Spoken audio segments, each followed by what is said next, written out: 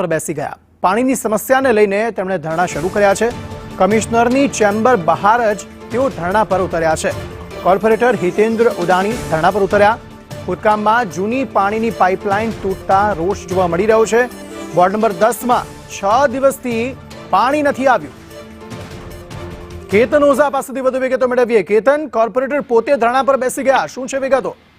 ચોક્કસ કે છેલ્લા ઘણા સમયથી જૂનાગઢમાં ભૂગર્ભ ગટરની પાઇપલાઇન અને નવી પાઇપલાઇન માટેની જે જોડાણ કરવા માટેનું ખોદકામ ચાલી રહ્યું છે, જેને કારણે જૂની પાઇપલાઇનનું છે તે તૂટી ગઈ છે। વોર્ડ નંબર 10 માં છેલ્લા 6 દિવસથી પાણી આવ્યું નથી, જેને કારણે સ્થાનિક રહેવાસીઓ છે તે ભારે મુશ્કેલીમાં મુકાયા છે અને અવારનવાર કોર્પોરેટર દ્વારા પણ આ પાઇપલાઇન રિપેર કરવા માટેની જે માંગણી કરવામાં આવી, તેમ છતાં પણ માંગણી સંતોષવામાં ન આવતા આજે આ વિસ્તારના કોર્પોરેટર હિતેન્દ્ર ઉદાણી ઉપવાસ પર ઉતર્યા છે। કમિશનરની ચેમ્બર બહાર તેઓ ધરણા પર ઉતર્યા છે અને નવરાત્રીના સમયે પાણીની સમસ્યાથી લોકો ત્રાહિમામ પોકારી ગયા છે, ત્યારે પૂર્વ કોર્પોરેટર જે છે તે ધરણા પર ઉતરી અને પોતાની માંગણી સંતોષવા માટેની માંગણી કરી રહ્યા છે।